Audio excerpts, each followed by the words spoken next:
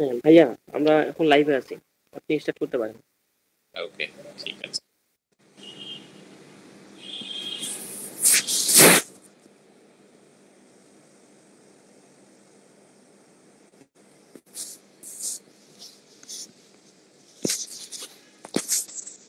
আসসালামু আলাইকুম।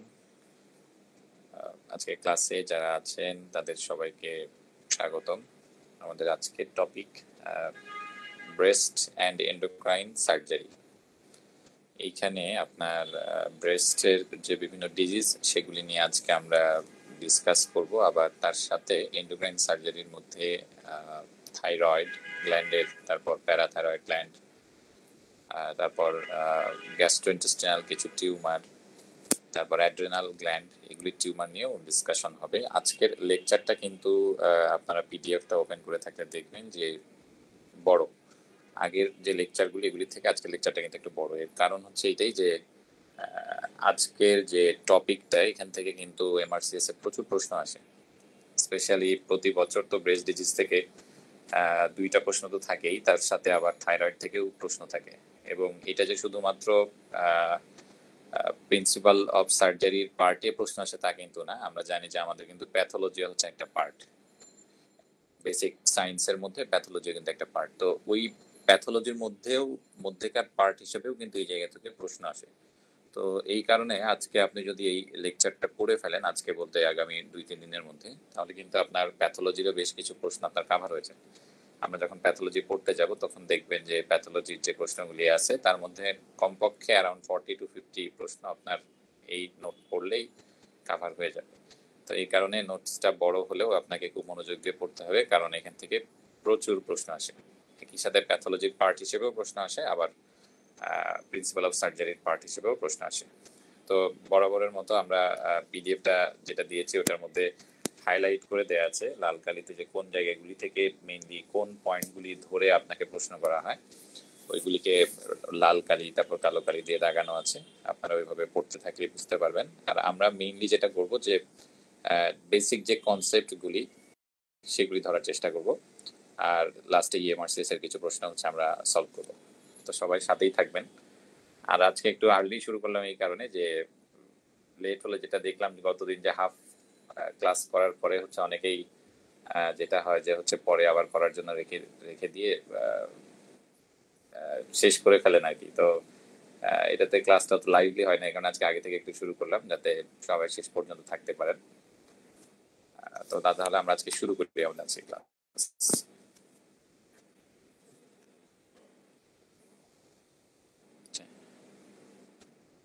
As usual আমাদের প্রথমে ব্রেস্ট ডিজিজ দিয়ে আমরা দেখতে পাচ্ছি, এবং এই যে এখানে সব লাল কালি যেগুলো এগুলি খুব ইম্পর্টেন্ট পয়েন্ট, এগুলি ধরেই কিন্তু পরীক্ষাতে প্রশ্নগুলি আসে। এই পয়েন্টগুলিকেই মেনলি হাইলাইট করা হয় পরীক্ষার জন্য। তো তাহলে আমরা শুরু করে দিই আজকে আমাদের লেকচারের ফার্স্ট পার্ট। আমরা তাহলে ব্রেস্ট সার্জারি দিয়ে পড়াটা শুরু করি।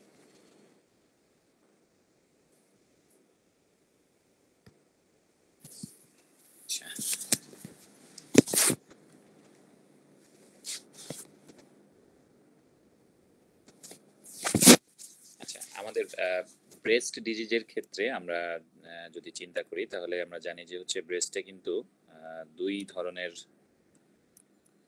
ডিজিজ হচ্ছে মেইনলি ক্লাসিফাই করা হয়। দুইটা ডিজিজকে মেইনলি গুরুত্ব দেওয়া হচ্ছে। একদম একদম ব্রড হেডলাইনে যদি আমি চিন্তা করি তাহলে কি একটা হচ্ছে নন নিওপ্লাস্টিক ডিজিজ এবং নিওপ্লাস্টিক ডিজিজ, এই দুইটা হেডিং কিন্তু মেইন। এবং ব্রেস্টের ডিজিজের ক্ষেত্রে ব্রেস্টে যেহেতু নিওপ্লাসিয়া অনেক বেশি হয়, তো ব্রেস্টের ডিজিজের ক্ষেত্রে বেইলিয়ান ল্যাবে একটা কথা লিখাই আছে যে ব্রেস্টের ডিজিজের ক্ষেত্রে আপনার প্রাইম টার্গেট হচ্ছে যে আপনি যে ডিজিজটা ট্রিট করছেন এটা যে ম্যালিগনেন্ট না এটা কনফার্ম করা। এটা হচ্ছে আপনার প্রাথমিক টার্গেট, মানে সব থেকে ইম্পর্টেন্ট টার্গেট, যে এটা যে ম্যালিগনেন্ট না এটা আপনাকে কনফার্ম করতে হবে। যে কোনো ব্রেস্ট ডিজিজ এটা যে ম্যালিগনেন্ট না এটা হচ্ছে আপনাকে কনফার্ম করতে হবে। মেইনলি ব্রেস্ট ডিজিজ বলতে যেমন কিছু ডিজিজ যেগুলি আপনারা আছে জানেন, যে যেমন ব্রেস্ট অ্যাবসেস, এটার ক্ষেত্রে তো আপনার কনফার্ম করার কিছু না যেটা ম্যালিগনেন্ট কিনা, বাট এনি লাম্প বা এনি সাসপিশিয়াস ডিজিজ ব্রেস্টের ক্ষেত্রে আপনাকে কনফার্ম হতে হবে যে এটা ম্যালিগনেন্ট না। এইটা হচ্ছে ব্রেস্ট ডিজিজের ক্ষেত্রে সব থেকে ইম্পর্টেন্ট পয়েন্ট, যে এটা যে ম্যালিগনেন্ট কিনা এটা আপনাকে কনফার্ম করতে হবে। আমি বারবার বলতেছি।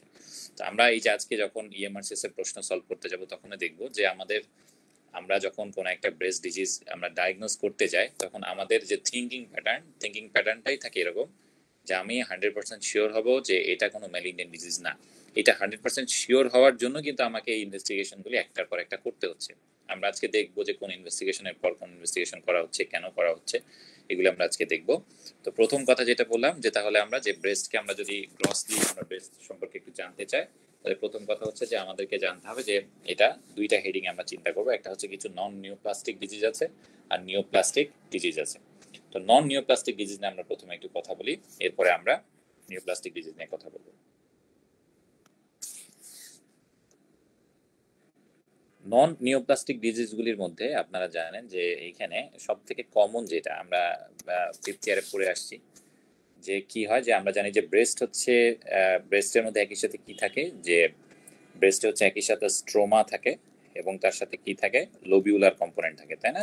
আচ্ছা, এবং এরা কিন্তু কমপ্লিটলি কার উপরে ডিপেন্ডেন্ট, এটা হচ্ছে বিভিন্ন হরমোনের ইন্টারপ্লের উপর ডিপেন্ডেন্ট। কি কি হরমোন কাজ করে আপনারা জানেন, যে এস্ট্রোজেন আছে, প্রোজেস্টেরন আছে, তাই না? তারপরে হচ্ছে প্রোল্যাকটিন আছে, অক্সিটোসিন আছে, আবার আর কিছু গ্রোথ হরমোনেরও কিন্তু রোল আছে, এরকম আরো বেশ কয়েকটা হরমোনের রোল আছে। এই হরমোনগুলির ইন্টারপ্লের কারণেই কিন্তু ব্রেস্ট টিস্যুটা ডেভেলপ করছে। তো ব্রেস্ট টিস্যু যে ডেভেলপমেন্ট সেটার সাথে কিন্তু আবার মেনস্ট্রুয়াল সাইকেলের কিন্তু একটা রিলেশন আছে, অর্থাৎ মেনস্ট্রুয়াল সাইকেলের বিভিন্ন সময়ে কিন্তু হরমোনাল এই যে চেঞ্জগুলি হচ্ছে, কারণ আমরা জানি যে মেনস্ট্রুয়াল সাইকেলের বিভিন্ন ধাপে হরমোনগুলিও কিন্তু কম বেশি হয়, তাই না? যে প্রথম দিকে যেটা হয় হচ্ছে এস্ট্রোজেন বেশি থাকে, তারপর হচ্ছে একটা সময় লুটিনাইজিং হরমোনের সার্জ বেশি হয়, এরকম আমরা জানি। তো যেহেতু ব্রেস্ট হচ্ছে কমপ্লিটলি হরমোনের উপরে ডিপেন্ডেন্ট এবং মেনস্ট্রুয়াল সাইকেলের বিভিন্ন ধাপে যেহেতু হরমোনগুলির কম বেশি হয়, তারতম্য হয়, সে কারণে ব্রেস্ট কিন্তু কি হয়, ব্রেস্ট কিন্তু সাইক্লিক্যালিও কিন্তু চেঞ্জ হয়, অর্থাৎ একটা মাসে কি হয় যে ব্রেস্টের ভিতরে কিন্তু বেশ কিছু সাইক্লিক্যাল চেঞ্জ ডেভেলপ করে। তো এই কারণে যেটা হয় যে দেখা গেছে যে ব্রেস্টের অনেক প্যাথোলজি, অনেক কি টার্ম দিব আমি এটা বুঝতেছি না ঠিক, যে ব্রেস্টের অনেকগুলি সিমটমস আছে, এটাকে আগে ধরা হতো এটা হচ্ছে প্যাথোলজিক্যাল, কিন্তু এখন ধরা হয় যে এটা না, এটা প্যাথোলজিক্যাল না, এটা নর্মাল ডেভেলপমেন্টেরই একটা পার্ট, বাট এটার পোটেনশিয়াল আছে যেটা প্যাথোলজিক্যাল হতে পারে।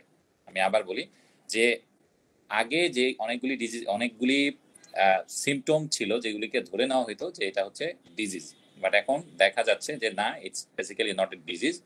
যেটা হয় যে এই যে কন্ডিশনগুলি, এগুলি বেসিক্যালি ব্রেস্টের যে নর্মাল ডেভেলপমেন্ট, এই নর্মাল ডেভেলপমেন্টেরই কিছু অ্যাবেরেশন, অর্থাৎ নর্মালি যেভাবে ব্রেস্টটা ডেভেলপ করার কথা ছিল সেটার থেকে একটু এদিক ওদিক হয়েছে, বাট এটাকে আমরা প্যাথোলজিক্যাল কমপ্লিটলি বলতে পারি না, বাট এগুলির পোটেনশিয়াল আছে টু বি প্যাথোলজিক্যাল। এইটা হচ্ছে একটা কথা। তো তাহলে আমরা বুঝতে পারলাম যে কিছু ডিজিজকে আমরা কি বলছি, যে এগুলি হচ্ছে basically aberration of normal development and involution of breast. তাহলে আমরা একটা গ্রুপ অফ ডিজিজ পাচ্ছি কি, যে নর্মালি ব্রেস্টের যে সাইক্লিক্যাল চেঞ্জ হয় এবং হরমোনাল যে চেঞ্জগুলি হয়, এগুলির থেকে যদি কিছুটা ডেভিয়েশন হয় তাহলে কি হয়, অ্যাবেরেশন অফ নর্মাল ডেভেলপমেন্ট হয়। এগুলির মধ্যে কি কি ডিজিজ আছে, যেমন একটা হচ্ছে খুবই কমন, যেটা আমরা জানি, এটার নাম হচ্ছে ফাইব্রো অ্যাডেনোমা। ফাইব্রো অ্যাডেনোমাটা কি আমরা সবাই জানি, এটাকে হচ্ছে যে ব্রেস্ট মাউসও বলা হয় এবং এটা কিন্তু খুবই কমন একটা ডিজিজ। এবং বলা হয়েছে যে যত ব্রেস্ট লেশন থাকে, প্যালপেবল ব্রেস্ট লেশন থাকে, যে হাতে যেগুলি পাওয়া যায়, এই যে ব্রেস্ট লাম্পগুলি, এটার অ্যারাউন্ড 60%ই নাকি হচ্ছে কি ফাইব্রো অ্যাডেনোমা। তাহলে দেখেন এটা কিন্তু অনেক কমন, এবং এটা হচ্ছে সব থেকে কমন কাদের মধ্যে, ইয়াঙ্গার এজ গ্রুপের মধ্যে সব থেকে কমন। সেটা কত, এটা হচ্ছে 18 থেকে 25-এর মধ্যে কিন্তু এটা হচ্ছে সব থেকে বেশি কমন। এবং ফাইব্রো অ্যাডেনোমা থেকে কিন্তু পরীক্ষাতে প্রশ্ন আসে। কিভাবে প্রশ্ন আসে, পরীক্ষাতে একটা সিনারিও দেওয়া হয় যে একটা ইয়াং ফিমেল, তার ব্রেস্টের আপার আউটার কোয়াড্রেন্টে একটা লাম্প পাওয়া যাচ্ছে, লাম্পটা ফার্ম ইনকনসিস্টেন্সি আর হচ্ছে মোবাইল, ডায়াগনোসিসটা কি হতে পারে। তাহলে দেখেন এখানে কি কি ক্লু দিয়ে দেওয়া হয়েছে। এক নাম্বার হচ্ছে বলা হচ্ছে যেটা হচ্ছে ইয়াং এজে হবে, তারপরে বলা হয়েছে কি যে এটা ফার্ম ইনকনসিস্টেন্সি, এবং তারপরে বলা হয়েছে কি এটা হচ্ছে মোবাইল। এই তিনটা বৈশিষ্ট্য দেখেই আপনাকে চুজ করে ফেলতে হবে যে এটা ডায়াগনোসিসটা হচ্ছে ফাইব্রো অ্যাডেনোমা। একদম সহজভাবে মাথায় রাখতে হবে, অনেক কথাবার্তা মনে রাখার কিছু নাই। ফাইব্রো অ্যাডেনোমার ক্ষেত্রে আমরা দেখি পরীক্ষার হলে যে সিনারিওগুলি দেওয়া হয় ওখানে একদম এভাবেই উল্লেখ থাকে যে ইয়াং ফিমেল, তার ব্রেস্টে একটা লাম্প পাওয়া যাচ্ছে, লাম্পটা মোবাইল এবং ফার্ম ইন কনসিস্টেন্সি, এটা ডায়াগনোসিসটা কি হবে? তাহলে এই তিনটা বৈশিষ্ট্য দেখেই, অর্থাৎ ইয়াং ফিমেল, তার লাম্পটা ফার্ম এবং মোবাইল, এই তিনটা বৈশিষ্ট্য দেখে আপনাকে সিলেক্ট করে ফেলতে হবে যেটা হচ্ছে ফাইব্রো অ্যাডেনোমা। একদম সহজ কথা। এখন ফাইব্রো অ্যাডেনোমা আপনি কখন ট্রিটমেন্ট করবেন? সব ফাইব্রো অ্যাডেনোমাকে আপনি কেটে ফেলবেন? এখানে একটা সাইডের একটা ডিমার্কেশন আছে, বলা হয়েছে যে যদি 3 সেন্টিমিটারের বড় সাইজের কোনো অ্যাডেনোমা হয়, আমি আবার বলি যে যদি মোর দেন 3 সেন্টিমিটার হয়, তাহলে কি এই ফাইব্রো অ্যাডেনোমাগুলিকে কেটে ফেলতে হবে, যাদেরকে আমাকে সার্জিক্যালি এক্সিশন করতে হবে। এইটা হচ্ছে একটা ডিমার্কেশন। আর যদি লেস দেন 3 সেন্টিমিটার হয়, ইন দ্যাট কেস আপনি কি করতে পারেন? আপনার কাছে যদি মনে হয় যে না এটাতে আপনার ক্লিনিক্যালি তেমন কোনো কনফিউশন নাই এবং এটা হচ্ছে less than 3 centimetre, in that case আপনি ওয়াচফুল ওয়েটিং করবেন, আপনি হচ্ছে অবজার্ভ করবেন। সেক্ষেত্রে আপনাকে অ্যাক্টিভলি ইন্টারভেন করার দরকার নেই। তাহলে আমাদের জন্য এখান থেকে টেক হোম মেসেজ হচ্ছে ফাইব্রো অ্যাডেনোমা এটা হচ্ছে ইয়াং ফিমেলদের ক্ষেত্রে সব থেকে কমন, এটা হচ্ছে ফার্ম ইন কনসিস্টেন্সি এবং মোবাইল হয়, এবং যদি মোর দেন 3 সেন্টিমিটার হয় তাহলে আমি এটাকে এক্সারসাইজ করে ফেলবো, আর যদি লেস দেন 3 সেন্টিমিটার হয় তাহলে এটাকে আমি ওয়াচফুল ওয়েট করতে পারি, আমি এটাকে দেখে দেখে রাখতে পারি, এবং এরপরে যদি কখনো এরকম কোনো সাসপিশন ডেভেলপ করে, ইন দ্যাট কেস আমি এটাকে কেটে ফেলতে পারি। এই হচ্ছে ফাইব্রো অ্যাডেনোমা নিয়ে আমাদের পরীক্ষার জন্য ইম্পর্টেন্ট পয়েন্টস। এর পরের যেটা কন্ডিশন, যেটা অ্যাবেরেশন অফ নর্মাল ডেভেলপমেন্ট অফ ব্রেস্টের মধ্যে পড়ে, যে ব্রেস্টের নর্মাল ডেভেলপমেন্টের এটা হচ্ছে পার্ট কিছুটা ডেভিয়েশন হয়েছে, সেটা হচ্ছে কি সিস্ট, ব্রেস্ট সিস্ট। আচ্ছা, এটাও কিন্তু খুব কমন, এবং হচ্ছে আমরা যেহেতু ডাক্তার সুতরাং এরকম সিচুয়েশন কিন্তু হয় যে হচ্ছে আমাদের যারা রিলেটিভস আছে অনেকেই আমাদেরকে বিভিন্ন রিপোর্ট নিয়ে কমেন্ট করার জন্য বলে। তো ব্রেস্ট ডিজিজ যেহেতু খুব কমন, সুতরাং আমরা জানি যে আমাদের প্রত্যেকেরই হচ্ছে এরকম কিছু সিচুয়েশন ডিল করা লেগেছে যেখানে যে আমাদের রিলেটিভস আমাদেরকে রিপোর্ট পাঠিয়েছেন, ওখান থেকে কিছু কমেন্ট করার প্রয়োজন হয়। তো এরকম একটা খুব কমন ডিজিজ হচ্ছে কি ব্রেস্ট সিস্ট। এই ব্রেস্ট সিস্ট এটা কি, এটা একদম বোঝা যাচ্ছে যে আপনি তো ব্রেস্ট, এটা একটা যে সিস্টটাকে তো আপনি ক্লিনিক্যালি 100% কনফার্ম করে বলতে পারবেন না। তার মানে ব্রেস্ট সিস্টটা বেসিক্যালি কি, এটা হচ্ছে একটা আলট্রাসোনোগ্রাম এর ডায়াগনোসিস। আলট্রাসোনোগ্রাম একটা লাম্পের মতো পাওয়া যাচ্ছে, আলট্রাসোনোগ্রাম করে দেখা গেল যে রোগীর হচ্ছে এটা কমপ্লিটলি একটা সিস্ট। আচ্ছা, এখন কথা হচ্ছে যে এরকম যদি ঘটনা ঘটে যে একটা ব্রেস্ট সিস্ট পাওয়া গেছে, তাহলে আপনি এটাকে কিভাবে ম্যানেজ করবেন? এবং আপনাকে পরীক্ষা হলে সিস্ট নিয়ে যখন কোনো সিনারিও দিবে তখন কিন্তু আপনাকে গাইড করে দিবে যে আলট্রাসোনোগ্রামে কি পাওয়া যাচ্ছে, একটা সিস্ট পাওয়া গেছে। এবং আলট্রাসোনোগ্রামে যেহেতু আমরা একদম 100% শিওর হয়ে যাচ্ছে এটা একটা সিস্ট, এটা কিন্তু আবার ম্যামোগ্রাফিতেও খানিকটা বোঝা যায়। আমরা ইনভেস্টিগেশন গুলি নিয়ে একটু পরে আসবো। ম্যামোগ্রাফি নামে একটা টেস্ট আছে, এই ম্যামোগ্রাফিতেও কিন্তু বোঝা যায়। এবং এখানে হচ্ছে যে একটা ক্লাসিক সাইন আছে, এটাকে বলা হচ্ছে হালো সাইন। ম্যামোগ্রাফিতে নাকি হালো সাইন নামে একটা সাইন দেখা যায়, এই সাইন দেখে কিন্তু বোঝা যাবে যে আমরা যে সাসপিশিয়াস লেশনটা ব্রেস্টে পাচ্ছি এটা হচ্ছে একটা ব্রেস্ট সিস্ট। তাহলে আমরা কি বললাম এখন পর্যন্ত? যে ব্রেস্ট সিস্ট এটা বেসিক্যালি হচ্ছে একটা ইমেজিং ডায়াগনোসিস, কারণ আমরা কেউই তো হচ্ছে হাত দিয়ে একদম 100% শিওরলি বলতে পারবো না যেটা হচ্ছে ব্রেস্ট সিস্ট। তো ব্রেস্ট সিস্টে আমরা সব থেকে ভালোভাবে ডায়াগনোস করতে পারবো আলট্রাসোনোগ্রাম দিয়ে, তবে ম্যামোগ্রাফি দিয়েও কিন্তু আমরা ব্রেস্ট সিস্ট ডায়াগনোস করতে পারি। সেক্ষেত্রে কি পাওয়া যায়? আমরা হ্যালো সাইন পাবো, হালো সাইন পাবো। আচ্ছা, এখন এই ব্রেস্ট সিস্ট হলে এটার ম্যানেজমেন্ট কি? ব্রেস্ট সিস্টের ম্যানেজমেন্ট হচ্ছে আপনাকে এটা কি করতে হবে, আপনাকে এটাকে অ্যাসপিরেট করতে হবে, অর্থাৎ একটা ফাইন নিডল দিয়ে পুরো ব্রেস্ট সিস্টটাকে অ্যাসপিরেট করে ফেলতে হবে। এরপরে আপনাকে দেখতে হবে যে ঘটনাটা কি ঘটছে। কি কি ঘটনা ঘটতে পারে? আপনি একদম ক্লিয়ার একটা ফ্লুইড পেতে পারেন এবং আপনার লাম্পটা ডিসঅ্যাপিয়ার করে যেতে পারে। এরকম ঘটনা যদি ঘটে যে আপনি অ্যাসপিরেট করলেন,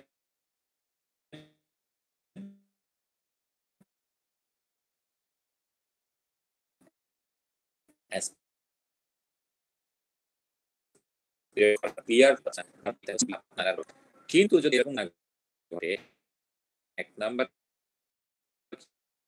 কি বাট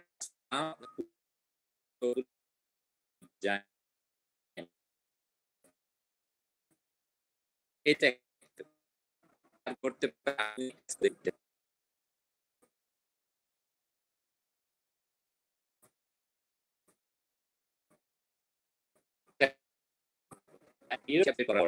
এটা আবার হচ্ছে রিঅ্যাপিয়ার করে আসছে, এরকম একটা ঘটনা কিন্তু এখানে ঘটতে পারে।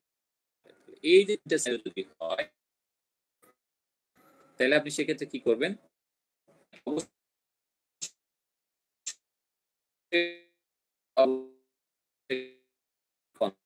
কনফার্ম হতে হবে কোনো অ্যাডেনশন, এটাও চিনতে পারেন, অথবা আপনি কি করতে পারেন এক্সিশন করে কোর বায়োপসি করতে পারেন।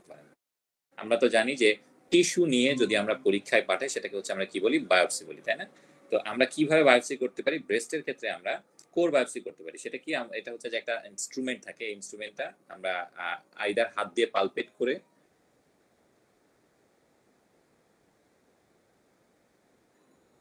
অথবা আলট্রাসাউন্ড গাইডেড কি করে ডিরেক্ট রোগীকে জিএফপি ক্রিয়েট করে।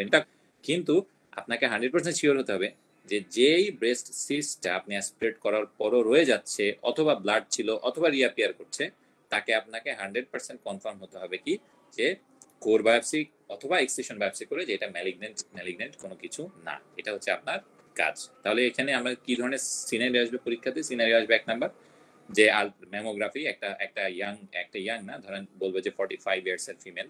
এবং একটা জিনিস যেটা হয় যে এই যে ফাইব্রোঅ্যাডেনোমা, এটা কি ছিল, এটা ছিল ইয়াংদের ক্ষেত্রে, হ্যাঁ। আর ব্রেস্ট সিস্টগুলি কিন্তু হয় বেসিক্যালি পেরিমেনোপজাল উইমেনদের ক্ষেত্রে। তাহলে এখানে সিনারিওটা থাকবে কিরকম? এখানে সিনারিওটা থাকবে এরকম যে একটা 45 ইয়ার্স এর ফিমেল, তার ব্রেস্টে লাম্প পাওয়া যাচ্ছে, সে ম্যামোগ্রাফি করলো, কারণ আমরা জানি যে আমরা হয় আল্ট্রাসোনোগ্রাম অথবা ম্যামোগ্রাফি করে কিন্তু ব্রেস্ট ডিজিজ স্ক্রিনিং করি। তো 40 ইয়ার্স এর উপরে হলে আমরা কি করি, যেহেতু ব্রেস্টটা লেস ডেন্স থাকে, ইন দ্যাট কেস ম্যামোগ্রাফি করে আমরা স্ক্রিন করতে পারি। আর লেস দেন 40 যদি হয় তাহলে আমরা কি করতে পারি, আমরা ইউএসজি করতে পারি, তাই না? লেস দেন 40 হলে আমরা করব ইউএসজি, আর মোর দেন 40 হলে আমরা করব হচ্ছে ম্যামোগ্রাফি। আচ্ছা, তো সেক্ষেত্রে আমরা কি 45 ইয়ার্স এর ফিমেল, যেহেতু সে ম্যামোগ্রাফি করেছে, ম্যামোগ্রাফি করার পরে কি পেলাম আমরা, হ্যালো সাইন পেলাম। এখন তাহলে এটা ডায়াগনোসিস কি হবে, আপনি উত্তর দিয়ে ফেলবেন এটা হচ্ছে ব্রেস্ট সিস্ট। আবার আপনাকে এইরকম একটা সিনারিও দিতে পারে, একটা ব্রেস্ট সিস্ট আপনি অ্যাসপিরেট করেছেন, অ্যাসপিরেট করার পরে এটা কমপ্লিটলি ডিসঅ্যাপিয়ার করে গেছে। এখন আপনার নেক্সট ফার্দার কি করবেন? সেখানে দেখা গেল অপশন থাকবে যে কোর বায়োপসি, এক্সিশন বায়োপসি, আবার আছে কি যে ডিসচার্জ। যেহেতু এই ক্ষেত্রে আপনি অ্যাসপিরেট করার পরে এটা কমপ্লিটলি ডিসঅ্যাপিয়ার করে গেছে, তার মানে আপনার অপশন হবে হচ্ছে ডিসচার্জ করে ফেলা। আবার আপনাকে এরকম একটা সিনারিও দিতে পারে যে রোগী আপনার কাছে এসেছে, আপনি তাকে অ্যাসপিরেট করলেন, অ্যাসপিরেট করার পরে কিছুদিন পরে আবার রিঅ্যাপিয়ার করেছে, আপনার কাছে আসছে, আপনি এখন কি করবেন? তখন আপনার উত্তর হবে কি যে আপনাকে বায়োপসি নিতে হবে। সেটা কোর বায়োপসি হতে পারে অথবা এক্সিশন বায়োপসি হতে পারে। তাহলে আমরা সিস্টের সিনারিওগুলিও কিন্তু জেনে গেলাম। আচ্ছা, এরপরে হচ্ছে যে আমরা আরো একটা অ্যাবেরেশন অফ নরমাল ডেভেলপমেন্টের ডিজিজ দেখি, এবং সেটা হচ্ছে কি ডাক্ট একট্যাসিয়া। এবং এটা পরীক্ষার হলে প্রচন্ড গুরুত্বপূর্ণ একটা প্রশ্ন। ডাক্ট একট্যাসিয়া খুব খুব খুব ইম্পর্টেন্ট, এখান থেকে অলমোস্ট এভরি ইয়ার প্রশ্ন আসে। ডাক্ট একট্যাসিয়া জিনিসটা কি, এটা আমি জানি যে হচ্ছে যে আমরা ইউজুয়ালি এটা ফিফথ ইয়ারে পড়ে আসি না। ডাক্ট একট্যাসিয়া কিছুই না, আমরা জানি যে হচ্ছে যে আমাদের যে নর্মাল যে ব্রেস্ট, সেটার ক্ষেত্রে কি হয় যে নিপলের কাছে কি থাকে, এখানে কিন্তু ল্যাকটিফেরাস সাইনাস থাকে, তাই না? এইভাবে হচ্ছে ল্যাকটিফেরাস সাইনাস থাকে। এরপরে কি হয়, এরপরে হচ্ছে যে এখানে বিভিন্ন লোবিউলে ভাগ হয়। নর্মালি যেটা আমি একটা সিম্পলিফাইড ছবি আঁকার চেষ্টা করছি, এই লোবিউলগুলি থেকে কি হয়, মিল্ক আসে, এবং এই ডাক দিয়ে আলটিমেটলি এটা হচ্ছে যে নিপল দিয়ে হচ্ছে ডিসচার্জ হয়। এই যে ল্যাকটিফেরাস ডাক্টের জায়গাটা, যে এই জায়গাটা কি হয়, ডাক্ট একট্যাসিয়ার ক্ষেত্রে দুইটা ঘটনা ঘটে। একটা হচ্ছে এটা শর্টেন হয়ে যায়, ছোট হয়ে যায় এই জায়গাগুলি, এবং কি হয়, ডায়ালেটেড হয়ে যায়। অর্থাৎ একই সাথে ল্যাকটিফেরাস সাইনাসের জায়গাগুলি কি হচ্ছে, শর্টেন হয়ে যাচ্ছে এবং ডায়ালেট হয়ে যাচ্ছে। তো তাহলে আপনি চিন্তা করে দেখেন যে এই জায়গাগুলো যদি শর্টেন হয়ে যায়, তার মানে কি এটা কিন্তু ভিতরের দিকে নিয়ে যাবে, তাই না? অর্থাৎ নিপলটা কিন্তু রিট্রাক্টেড হয়ে যাবে। তো ডাক্ট এক্সট্যাসিয়ার ক্ষেত্রে আমরা কি পাই, আমরা রিট্রাক্টেড নিপল পাই। আর কি পাই, যেহেতু এখানে ডায়ালিটেশন আছে, তার মানে কি এখানে কিন্তু যে সিক্রেশন গুলি থাকে সেগুলো কিন্তু জমে যায়, এবং জমে যাওয়ার কারণে কি হয়, এখানে কিন্তু কিছু চেঞ্জ চলে আসে। কি হতে পারে, ওখানে কিন্তু কিছু ডিসচার্জ তৈরি হতে পারে, এবং এই ডিসচার্জ গুলির একটা ভাইয়া। হ্যাঁ, হ্যালো। হ্যালো ভাইয়া। হ্যাঁ ভাইয়া। হ্যাঁ ভাইয়া, ফেসবুক লাইভে স্ক্রিনটা দেখা যাচ্ছে না, মানে প্রায় 1-1.5 মিনিট ধরে স্ক্রিনটা দেখা যাচ্ছে না, মানে স্ক্রিন সাদা আসতেছে আর কি। আচ্ছা, আমি কি আবার করবো ওই যে আচ্ছা ভাই, আমি আমি দেখতেছি ভাই কোনো প্রবলেম হচ্ছে কিনা আমি দেখতেছি। আচ্ছা, আমি যে তাহলে করি আবার আবার স্ক্রিন শেয়ার করি।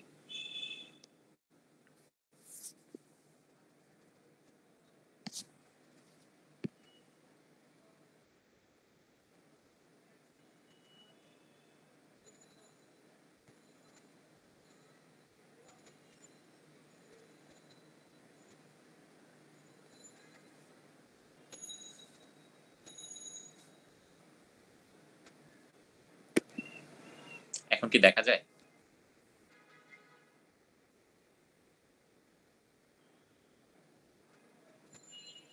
হ্যালো। হ্যাঁ ভাইয়া, চেক করে আমি জানাচ্ছি।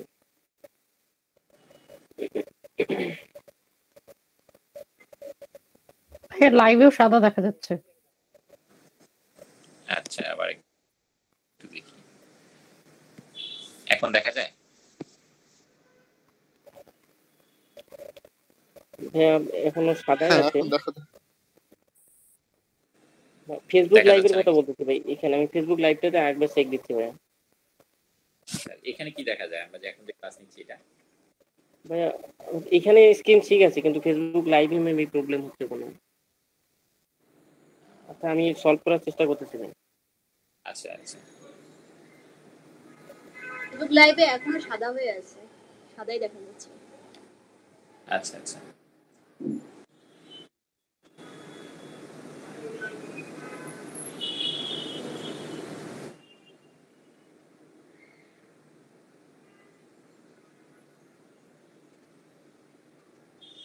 এটা মনে হয় যে গুগল মিটের ওখান থেকে কিছু করতে হবে নাকি?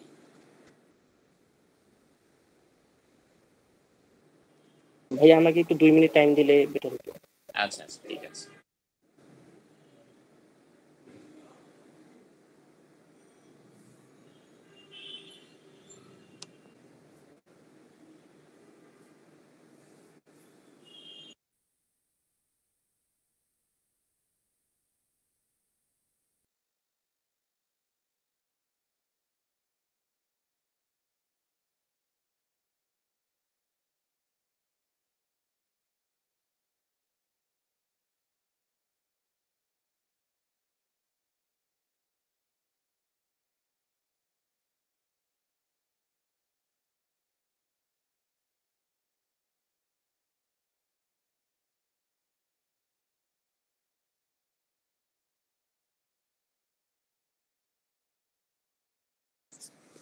আচ্ছা, প্রবলেম সলভ করে এর মাঝে একটু বলে ফেলি।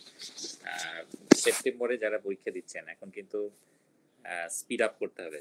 আমাদের কিন্তু হাতে আর বেশি সময় নাই। আমাদের লেকচার হোপফুলি যদি আমরা 20-22 তারিখের মধ্যে শেষ করে ফেলতে পারি, এরপরে রাফলি হচ্ছে 2.5 মাস মতো টাইম থাকবে। ওইখানে কিন্তু ইএমআরসিএস একবার রিভিশন দিতে হবে, তারপর রিকল গুলি সলভ করে, ফাউজিয়া সলভ করে, আবার ইএমআরসিএস একবার কিন্তু শর্টে রিভিশন দিতে হবে। এই কারণে চেষ্টা করতে হবে যে ফার্স্ট যে রিডটা, ইএমআরসিএস এর ফার্স্ট যে রিডটা কমপ্লিটলি, এটা যাতে অবশ্যই 20-22 তারিখের মধ্যে কমপ্লিট হয়ে যায়, এটা কিন্তু এনশিওর করতে হবে। এখন এই জন্য পড়াশোনার স্পিড কিন্তু বাড়াতে হবে। আর যেটা হয় যে নর্মালি ইএমআরসিএস সলভ করার পরে কিন্তু যেটা হয় যে আবার যখন আপনি কোনো রিপিট করতে যাবেন, অনেক কিছু কিন্তু আপনার মাথা থেকে চলে যাবে। এটা কিন্তু একদম নর্মাল একটা প্রসেস, আমাদের সবারই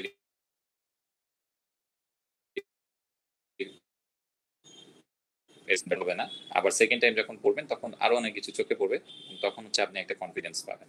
এবং এরপরে যেটা হয়, তখন যদি আপনি রিকল সলভ করতে যান বা ফাউজিয়া সলভ করতে যান, ইন দ্যাট কেস আপনি অনেক বেশি কনফিডেন্স পাবেন। এবং মোটামুটি এমআরসিএস এর টপিকগুলি দেখার পরে দেখবেন যে রিকলে গেলে আমরা আবার নতুন নতুন কিছু টপিক নিয়ে ডিসকাস করবো, যেটা আরেকটু আপনার নলেজটা ইনক্রিজ করবে। এভাবে পড়লে মোটামুটি ইএমআরসিএস, রিকল, ফাউজি এগুলি কমপ্লিট করলে অ্যারাউন্ড 95% টপিক আপনার কাভার হয়ে যাবে। প্রতি বছরই কিন্তু কিছু নতুন প্রশ্ন থাকে, খুব বেশি থাকে না, কিন্তু কিছু থাকে। তো ওইগুলি নিয়ে ভয় পাওয়া যাবে না। যেই প্রশ্নগুলি, থিমগুলি রিপিট হচ্ছে, ওইগুলি আপনাকে ঠিক করতে হবে, ওইগুলি ভুল করা যাবে না। তো এটাই হচ্ছে কথা। আর এইবার হচ্ছে যেটা দেখলাম যে